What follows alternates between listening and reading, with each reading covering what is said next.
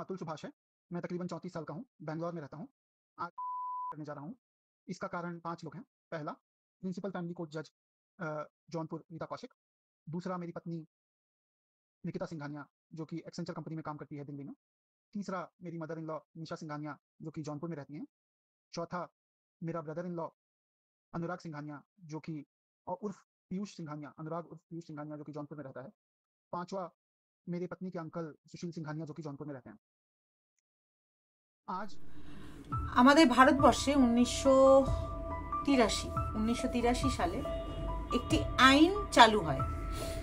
সেই আইনটি চালু হওয়ার কারণ হচ্ছে যে সব মেয়েরা নিপীড়িত, নির্যাতিত, শ্বশুরবাড়ির দ্বারা প্রতারিত, স্বামীর দ্বারা অত্যাচারিত, তো তাদের জন্য এই আইনটা পাস হয়। আইনটার নাম হচ্ছে 498A। তো 498A এখন একটা হাসির পাত্র হয়ে গেছে। কেন হাসির পাত্র হয়ে গেছে? অতুল সুভাষ বলে একজন আইটিতে ছিলেন, এআই এর একজন, মানে আর্টিফিশিয়াল ইন্টেলিজেন্সের একজন আইটিতে ছিলেন, চাকরি করতেন। তো উনি একজন মেধাবী মানুষ ছিলেন। তো তিনি নিজেকে শেষ করে ফেললেন। নমস্কার, মধুমিতা ধাম এন্টারটেনমেন্টে সবাইকে স্বাগত। আশা করছি তোমরা সবাই খুব ভালো আছো। অনেকেই তোমরা জেনে গেছো অতুল সুভাষ বলে একজন ব্যাঙ্গালোরে ছিল। তার ওয়াইফের সাথে একটা ঝামেলা হয়। ঝামেলা কিছুই না, ওয়াইফ সেটা ক্রিয়েট করে। কিরকম ভাবে ওয়াইফ ক্রিয়েট করে তোমাদেরকে তাহলে এবার শুরু থেকে বলি। তার আগে বলে দিই, যদি তোমরা কেউ জানতে চাও, উনি 1 ঘন্টা 21 মিনিট সামথিং সেকেন্ডের একটা ভিডিও করেছেন, মানে নিজেকে শেষ করার আগে এরকম একটা ভিডিও করেছিলেন। আর তোমরা যদি কেউ ইন্টারেস্টেড থাকো, অবশ্যই ইউটিউবে গিয়ে সার্চ করো যে অতুল সুভাষ লাস্ট ভিডিও, অবশ্যই ওটা চলে আসবে। আমি 1 ঘন্টা 21 মিনিট তোমাদের সাথে বকতে পারবো না। কিছু আমার মনে হয়েছে যে পয়েন্টগুলো তোমাদের সাথে শেয়ার না করলেই নয়, সেগুলো আমি তোমাদের সাথে শেয়ার করবো। তো যাই হোক, তো বিহারে উনি বিহারে অতুল ছিল, পড়াশোনা করে ছোটবেলা থেকে খুব মেধাবী ছিল। তার মা বাবার প্রত্যেক সন্তানের বাবা মারই অনেক আশা আকাঙ্ক্ষা থাকে যে তার ছেলে বা মেয়ে বড় হবে, নিজের পায়ে দাঁড়াবে। তো তাই হলো, অতুল ও আইটিতে চলে এলো। এআই থেকে মানে আর্টিফিশিয়াল ইন্টেলিজেন্সের পড়াশোনা করতে করতে ও আইটিতে চলে এলো। তো এআই তো আইটিরই। তো এবার চলে এলো ব্যাঙ্গালোরে, ও শিফট করলো। বেঙ্গালোরে ও ছিল। এবার হঠাৎ করে 2019 সালে ম্যাট্রিমনিতে নিকিতা সিংঘানিয়ার সাথে অতুলের পরিচয় হয়। নিকিতা সিংঘানিয়া তো অনেকদিন ধরে ওর সাথে কথাবার্তা যোগাযোগ করতে সামহাও মনে হলো যে চলো বিয়েটা করা যায়। দুজন মনে হয়েছে ম্যাচ মেকার, যে বিয়েটা করে নি। বিয়েটা করলো 2019-এ, বিয়ে করলো 2020-তে ওদের সন্তান হলো। এতদিন অব্দি ঠিক ছিল। তার আগে কি হয়েছে,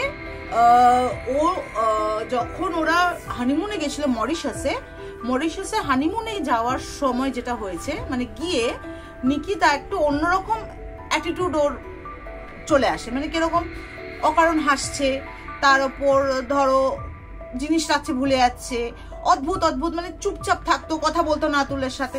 নিকিতা বরাবরই কম কথা বলতো, কিন্তু তারপর থেকে যেন বেশি মনে হচ্ছে, বিয়ের পর থেকে অতুল ওটা ভালো করে লক্ষ্য করছে যে ও আরো চুপ করে গেছে।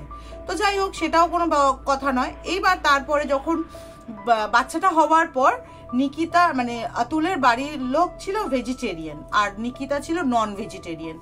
তো যখন শাশুড়ি এলো, অতুলের মা এলো, আর অতুলের বউ নিকিতা থাকতো ওরা 1 BHK ফ্ল্যাটে।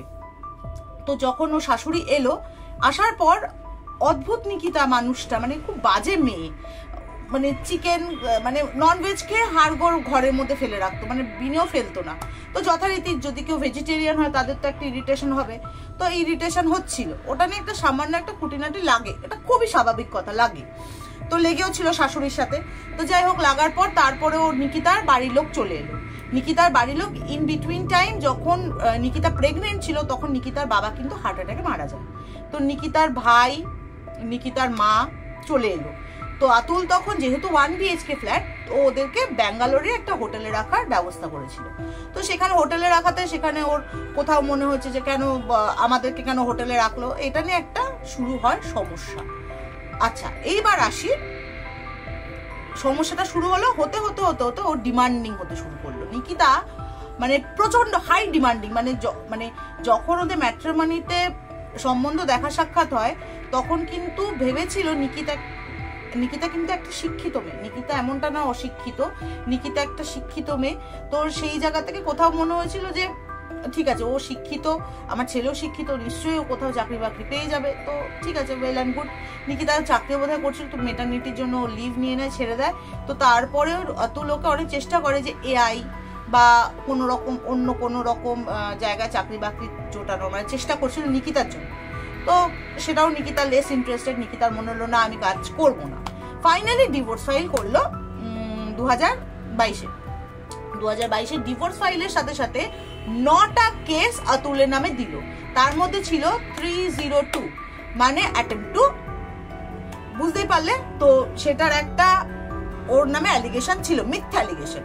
তো এবার জনপুরে প্রায় মানে জনপুরে ওদের কোর্ট কেসটা লড়েছে ছিল 40 দিন। ও ব্যাঙ্গালোর টু জনপুর ওকে যাতায়াত করতে হয়েছে।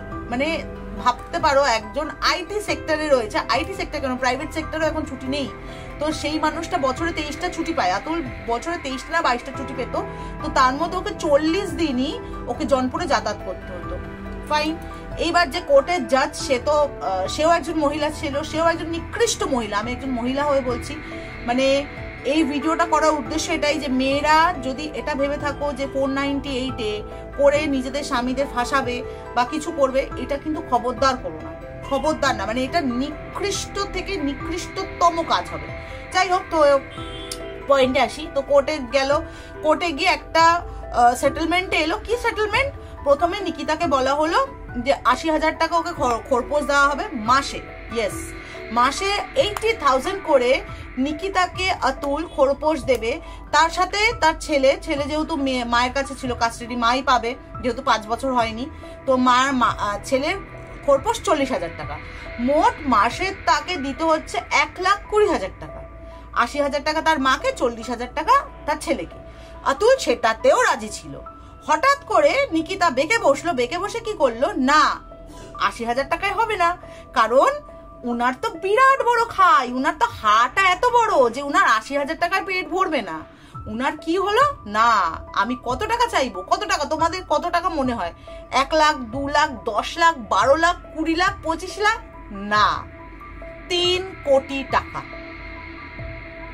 বুঝতে পারছো? 3 কোটি টাকা আতুলের থেকে খোরপোশ চেয়েছিল। মানে এরা নাকি মেয়ে, এরা নাকি মা, এরা নাকি নারী। ছি। যাই হোক, তো এবার তারপরে আতুল স্বাভাবিক রাজি হয়, ইলিয়েট করেছে জাজ ওকে কোর্টে, বলছে যে 3 কোটি টাকা তোমার কাছে আছে বলে নিশ্চয়ই তোমার বউ চাইছে, না হলে তো তোমার বউ চাইবে না। মানে ভাবো, একজন মহিলা জাজ, সে যতই মহিলার ফরে হোক, কিন্তু একটা পুরুষের সিচুয়েশনও বোঝা উচিত। তার কাছে নিশ্চয়ই কোনো প্রমাণ রাখাও মানে থাকবে না, যে তা পে স্লিপ তো থাকে, একটা চাকরির পে স্লিপ থাকে প্রত্যেকেরই, সরকারি বেসরকারি প্রত্যেকেরই কোনো একটা করে পে স্লিপ থাকে। তো পে স্লিপ যদি চাইতো নিশ্চয়ই তার 3 কোটি টাকার উপর আয় নয় আতুলের। তো যাই হোক, হিউমিলিয়েট প্রচুর ভাবে করা হয়েছে কোর্টের মধ্যে। লাস্টে গিয়ে হি ওয়াজ ফ্রাস্ট্রেটেড, ডিপ্রেসড।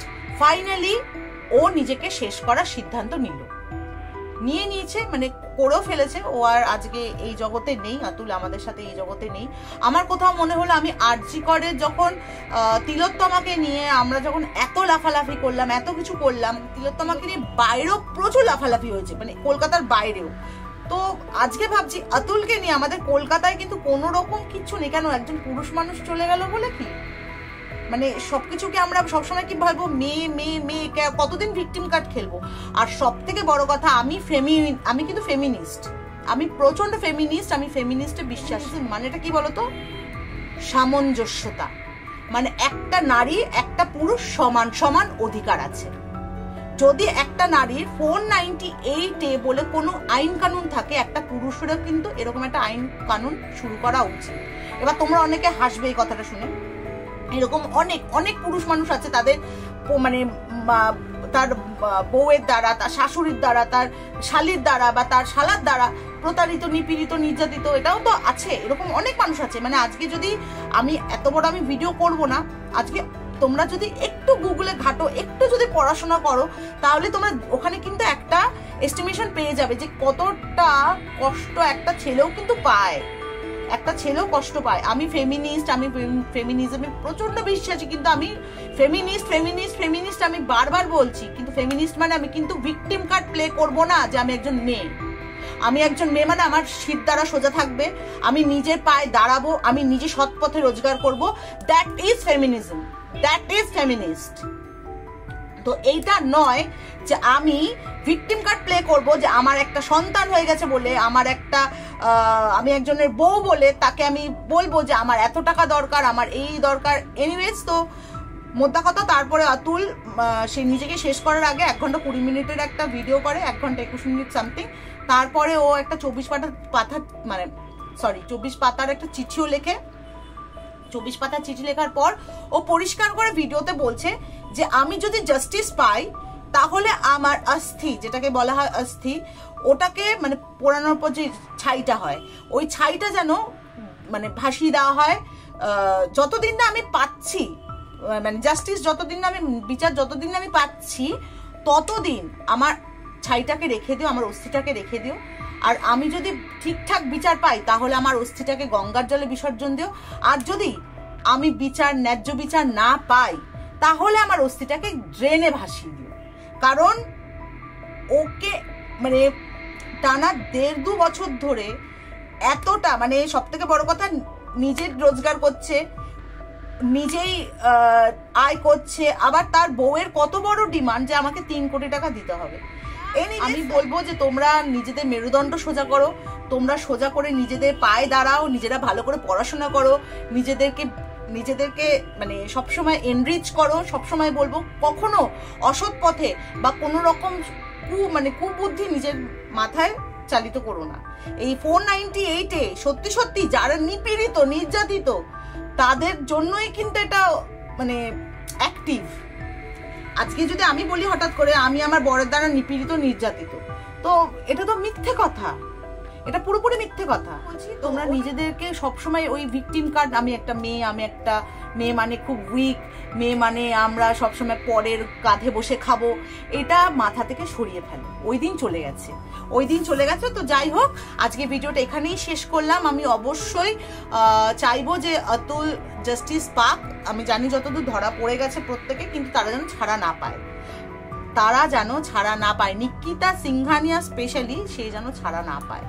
তো যাই হোক, আজকে ভিডিওটা এখানেই শেষ করলাম। তোমরা সবাই খুব ভালো থেকো, সুস্থ থেকো, সবাই সবাইকে ভালো রেখো। আর হ্যাঁ, আমার চ্যানেলে আজ যারা প্রথমবার এসেছে, যদি আমার কথা কিছু ভালো লেগে থাকে তাহলে অবশ্যই নোটিফিকেশন পাশে যে বেল আইকনটা টুং করে বাজিয়ে দেবে, আমার পরিবারে চলে আসবে, যাতে নতুন করে যখনই কোনো ভিডিও পোস্ট করি তোমাদের কাছে নোটিফিকেশন চলে যায়। তো চলো, আজকের মতন বিদায় নিলাম, টাটা। আর যদি অবশ্যই তোমরা এই